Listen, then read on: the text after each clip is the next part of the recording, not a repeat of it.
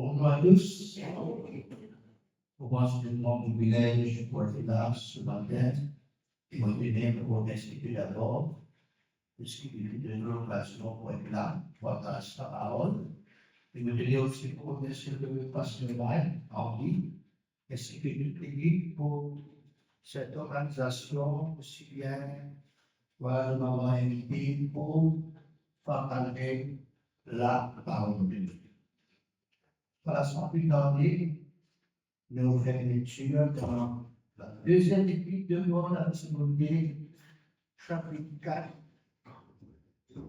chapitre 3, pardon, le verset 10.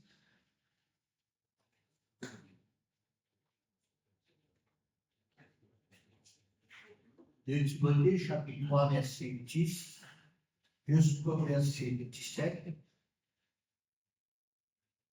Pour toi, tu as suivi de près mon enseignement, ma conduite, mes résolutions, ma foi, ma douceur, ma charité, ma constance, mes persécutions, mes souffrances. À quelle souffrance n'ai-je pas été exposé à Antioche, à Icône et à Lys? Quelle persécution n'ai-je pas supporté? Le Seigneur m'a délivré de toutes. Mais les hommes méchants et imposteurs avanceront toujours plus dans le mal, égarant les uns les autres et égarés eux-mêmes. Toi, demeure dans les choses que tu as apprises et reconnues certaines, sachant de qui tu les as apprises. Dès ton enfance, tu connais les saintes lettres qui peuvent te rendre sage à salut par la foi en Jésus-Christ. Toute écriture est inspirée de Dieu et utile pour enseigner, pour convaincre, pour corriger, pour instruire dans la justice, afin que l'homme de Dieu soit accompli et propre à tout bonheur. Amen. Amen. Nous trouvons dans la 5e session de ce séminaire de 2 jours, ayant pour thème central ancré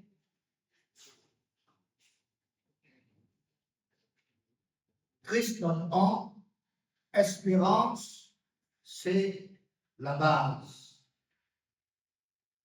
Et ancré profondément. Et le thème qui est confié à moi, c'est ancrer profondément et bâtir dans la foi. Le Vinantam, beaucoup sous-thème, ancré en Christ, ancré dans la sainte doctrine, est inébranlable dans ce monde qui change, ce monde moderne, bâtir une profonde vie spirituelle, bâtir une famille forte et servant Dieu, et ancrer profondément et bâtir dans la foi. Toutes ces thèmes sont reliés à ce thème central, Christ notre ange, espérance, c'est la base de tout, ancré profondément. Et ce sont des thèmes intéressants pour cette génération présente et actuelle. Ancré, il vient du mot ancre. Devinez, cette image dans son conscient, un nom sur le poster, c'est un outil en acier essentiel dans un bateau qui sert pour immobiliser un bateau s'accrochant au fond marin. L'or peut paraître petit comparé à ce grand bateau qui est attaché, mais l'or y joue un rôle très important et essentiel dans le bateau, dans n'importe quel bateau. Quelle que soit son grandeur, un pirogue, un voilier, un bateau de pêche, un bateau pour transporter des marchandises, des containers, un bateau de 10 étages, bateau de croisière, et l'homme permet que le bateau lui stable, lui fixe, lui maintenir en place dans la mer. Et l'homme est accroché au fond marin. Et l'homme, il ne fonctionne tout seul. Il est attaché à une longue chaîne de plusieurs maillots. Et il y a un maillot qui est capable de faire 160 kilos. Et l'homme avec la chaîne qui aide le bateau pour arrêter. Imaginons un grand bateau croisière qui fait dans le large, mais il y a aussi les chaînes, la chaîne, il y a un bateau dans un et un bateau dans deux, les chaînes des maillons, qui paraît comme une voiture qui fait un frein. Le bateau n'est pas capable d'arrêter, le bateau n'est pas capable d'être stable. Il paraît comme l'homme qui est attaché à cette grosse chaîne de plusieurs maillons, de même Christ qui n'a homme avec les chaînes des maillons de ses soutiens qu'ils ont regardé hier et aujourd'hui. Voilà, ça permet le bateau pour être stable, ferme, solide, équilibré, inébranlable contre tout vent contraire, contre les tempêtes des mers, contre la grosse vague qui est capable de rouler, détruire les bateaux ou bien dirige le bateau vers n'importe quelle direction. Ainsi donc, nous tous qui là, nous faisons entendre la parole de Dieu. Nous recevons cette parole de Dieu.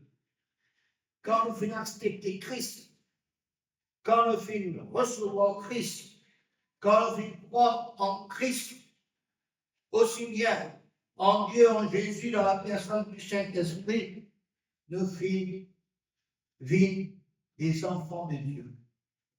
Nous faisons nés de nouveau, passant par la nouvelle naissance. Nous faisons désormais à Christ, nous appartenir non pas une nouvelle religion, passant d'une ancienne religion pour entrer dans une nouvelle religion, non, nous appartenons désormais à Christ. À Christ qui est cette encre.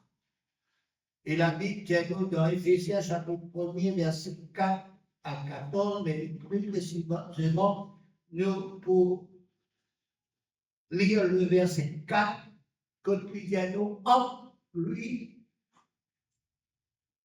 Dieu nous a élus avant la fondation du monde pour que nous soyons saints et irrépréhensibles devant lui, nous ayant prédestinés dans son amour à être ses enfants d'adoption par Jésus-Christ selon le bon plaisir de sa volonté. Regarde le verset 7. En lui, nous avons la rédemption par son sang, la rémission des péchés selon la richesse de sa grâce que Dieu a répandue abondamment sur nous par toute espèce de sagesse et d'intelligence. Nous regardons le verset 11. En lui, nous sommes aussi devenus héritiers, ayant été prédestinés suivant la résolution de celui qui opère toutes choses d'après le conseil de sa volonté, afin que nous servions à la louange de sa gloire, nous qui d'avance avons espéré en Christ.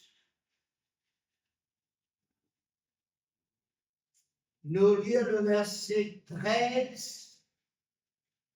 En lui, vous aussi, après avoir entendu la parole de la vérité, l'évangile de votre salut, à lui vous avez cru et vous avez été scellés du Saint-Esprit qui avait été promis, lequel est un gage de notre héritage pour la rédemption de ceux que Dieu s'est acquis à la louange de sa gloire. Fin de citation.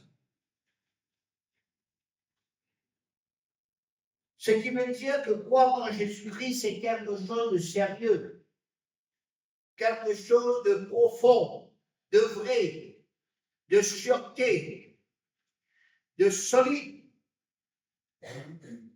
Ce n'est pas la légère. Ce n'est pas des saintes acceptations, des saintes croyances. Ce n'est pas de la fantaisie. Non. Et Dieu positionne nous en Christ. Jésus, ce qui nous fait lire en lui, en lui, en nous. Alors, ancré en Christ, Christ notre homme, et nous besoin croire en Christ.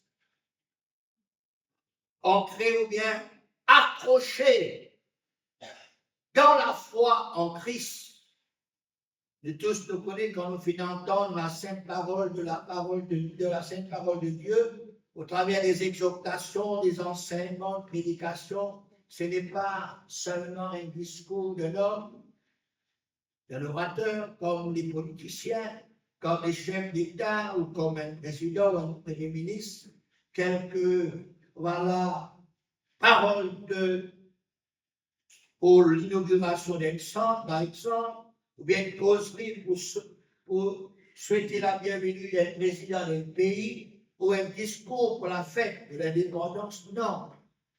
Paul l'apôtre, il dit dans son épître 1 Corinthiens, chapitre 2, verset 4 à 8, 1 Corinthiens 2, 4 à 8, et ma parole et ma prédication ne reposait pas sur les discours persuasifs de la sagesse, mais une démonstration de l'esprit et de puissance, afin que votre foi fût fondée non sur la sagesse des hommes, mais sur la puissance de Dieu. Continuez. Cependant, c'est une sagesse que nous prêchons pas qui n'est pas en fait, sagesse qui n'est pas de ce siècle, ni les chefs de ce siècle qui vont être anéantis. Nous prêchons la sagesse de Dieu, mystérieuse et cachée, que Dieu, avant les siècles, avait destinée pour notre gloire. Sagesse qu'aucun des chefs de ce siècle n'a connue, car s'ils l'eussent connue, ils n'auraient pas crucifié le Seigneur de gloire. Mais comme il est écrit, ce sont des choses que l'œil n'a point vues, l'oreille n'a point entendues, et qui ne sont pas montées au cœur de l'homme, des choses que Dieu a préparées pour ceux qui l'aiment.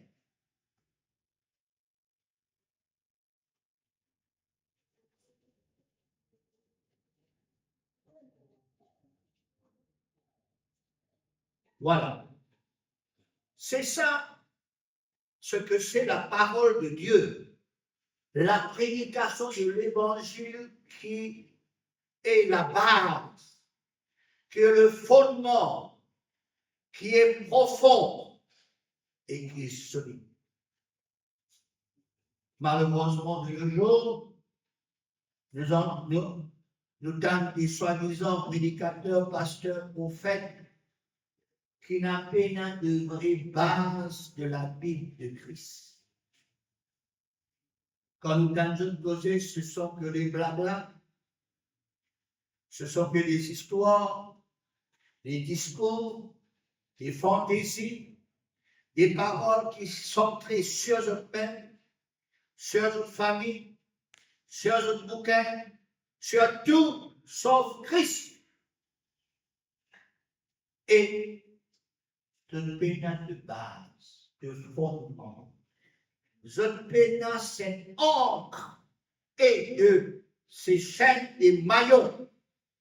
Et si n'a pénal la foi, ceux qui écoutent ces paroles pour suivre cette personne-là et je pénal cette vraie foi qui finit bâtie, qui finit créée dans le cœur, je ne pénal aussi ni fierté, ni solidité, ni l'endurance, ni persévérance. Nous allons ici et ailleurs, là où nous devons souffler, nous allons considérer un bateau qui pédale ni l'homme, ni la chair des maillots. Et c'est ça ce qui nous trouvait malheureusement de nos jours, et nous pouvons encore et encore, parce que la Bible finit, voilà, avertis-nous de ces choses, mais malheureusement, il y a certains chrétiens, voilà, qui, pas fini dans des bonnes formations, pas fini dans des bonnes bases. J'étais dans la foi, oui, j'étais dans une croyance légère, passagère pour un temps.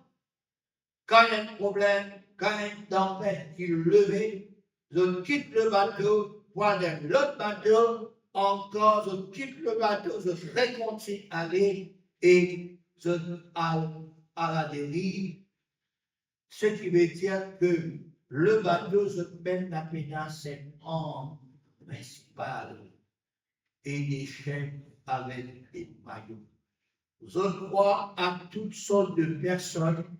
Je crois devant l'objet qui va une personne présente devant eux. Et plus tard, voilà, je rentre plus profond dans ces choses. Pénètre n'a pas fait, pénètre n'a pas solide. Je pénètre cette qualité d'inébranlable. Oh, la vraie foi, qui la parole de Dieu montre nous, surtout Paul l'apôtre, expliqué. Romains chapitre 10, verset 16, deuxième partie. Romains chapitre 10, verset 16, deuxième partie.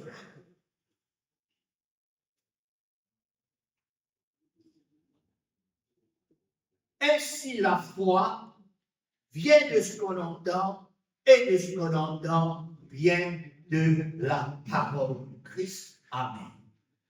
À nous qui sommes des ouvriers du Seigneur, pasteurs, prédicateurs, stagiaires, moniteurs, monitrices, ainsi que les disciples du Seigneur, nous avons une grande responsabilité. Premièrement, prenant cette foi comme base, comme fondement, et puis nous avons cette responsabilité pour exhorter, pour instruire, pour enseigner, de faire passer le message à un enfant, à un adolescent, à une jeunesse qui représente la nouvelle génération. Nous besoin présenter la parole de Dieu. Non pas des histoires, non pas des fantaisies, non pas pour rire, non pas pour divertir, non pas pour satisfaire la chair.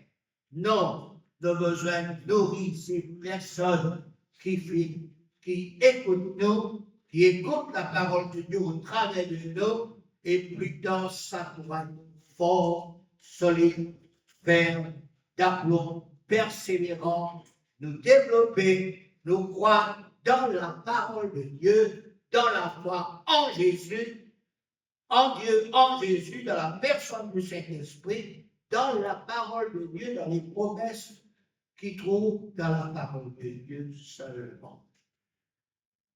C'est nous là, la génération, nous allons dire la deuxième génération, Mike, moi, l'autre, c'est parce qu'il y a un ancien à l'homme.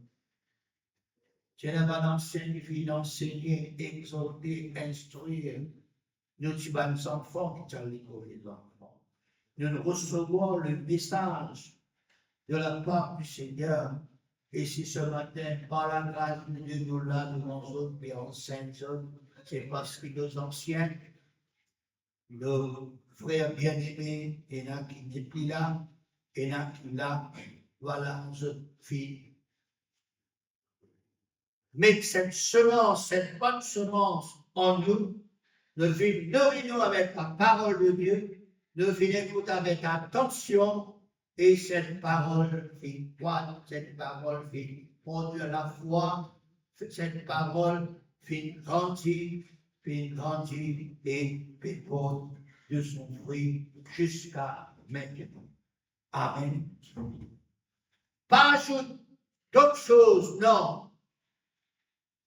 Encore de jours, frères et sœurs, malheureusement, nous trouvons une nouveauté dans certaines églises qui parlent de l'huile, qui parlent des livres, des photos, des images, des fleurs, de morceaux de croix, d'autres choses semblables qui sont à côté de ce qui besoin est le vrai message de Dieu.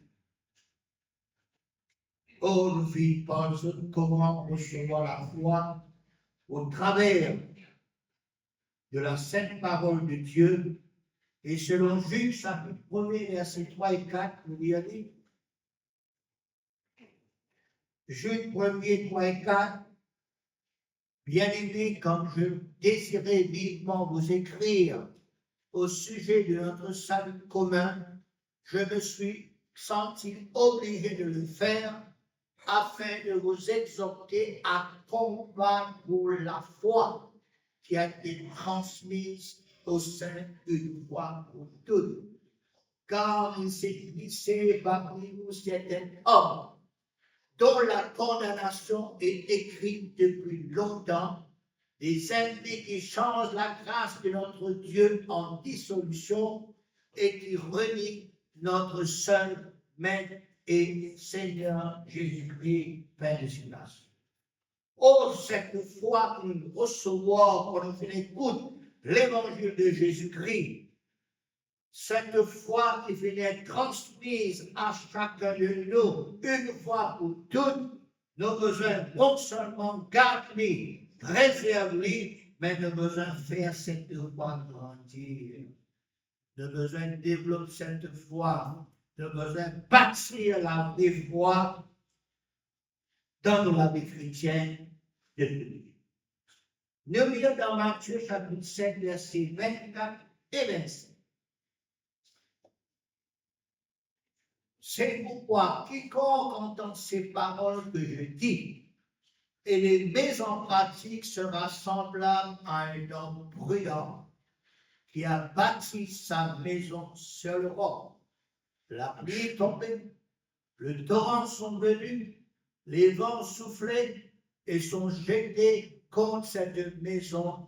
Elle n'est point tombée parce qu'elle est fondée sur le roc. Ici, nous besoin souligner certains mots dans ce verset. Premièrement, entend la parole, entend ces paroles. Deuxièmement, les met en pratique.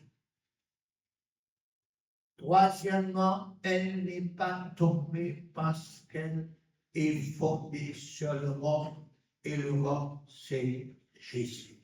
Amen. Nous lisons aussi dans 1 Pierre chapitre 2, verset 2 à 5, 1 Pierre 2 à 5. Désirez comme des enfants nouveau-nés le lait spirituel et pur, afin de parvenir vous croiser pour le salut, si vous avez goûté que le Seigneur est bon. Approchez de lui, pierre vivante, rejeté par les hommes, mais choisi et précieux devant Dieu.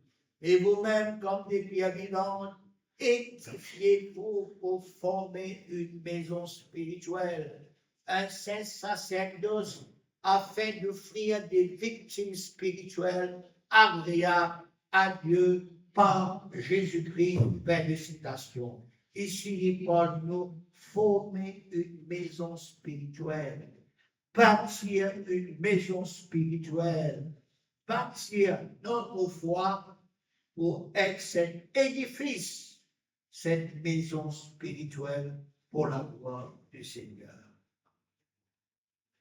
Il parle aussi de ce saint sacerdoce, c'est-à-dire l'exerce la fonction, la charge ou la dignité de quelqu'un qui a un ministère, une fonction. Ainsi, notre foi a des besoins toujours envers Dieu, envers Jésus, envers la personne du Saint-Esprit, dans la parole de Dieu, dans les promesses de Dieu qui trouvent dans la parole de Dieu. Et cette foi, et pour tout son progrès, et pour tout son développement, et pour grandir, et pour augmenter, et au fur et à mesure qu'il nous garde la même voie, nous pour bâtir de la foi, et de la foi, et pour être grand. Nous lisons dans Luc, chapitre 13, verset 19.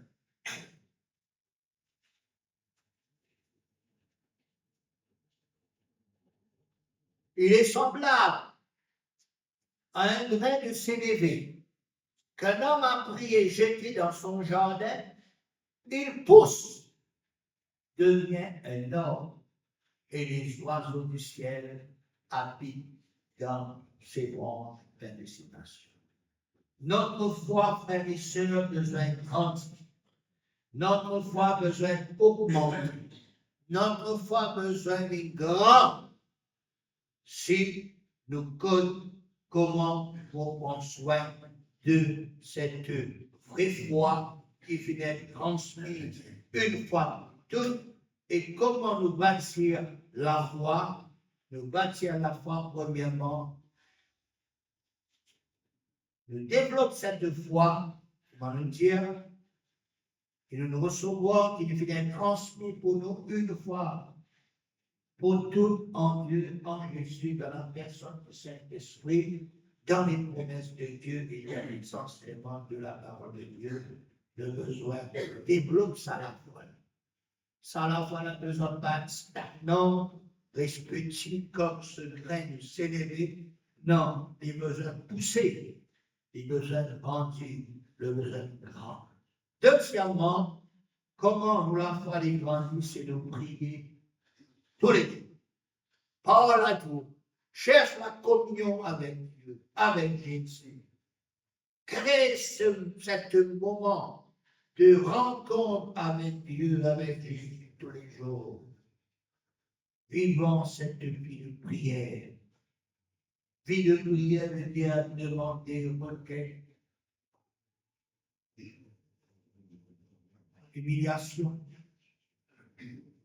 louer, adorer, exalter, apprécier, l'honorer. Créer sa moment de dévotion, nous, avec notre Seigneur. Troisièmement, enracine-nous dans la Bible, dans la lecture, dans la méditation, c'est-à-dire lire et réfléchir longuement la parole de Dieu. Approfondissons-nous aussi dans cette parole. Quatrièmement, faire un exercice spirituel, un travail pour le Seigneur. Mettre en pratique et faire agir la foi. Témoignant, racontant les bienfaits du Seigneur dans nos vies. Faisons du bien tout autour de nous. Faisons des bonnes œuvres. Faisons ce que Dieu voulait, qui nous fait pour lui, pour son la gloire vis-à-vis de son âme. Cinquièmement, suivre Jésus. Pas une religion. Pas une église, le nom d'une église, non. Suivre Jésus. Lui le Maître, lui le Sauveur, lui le Seigneur, lui le Libérateur, lui qui est notre grand frère.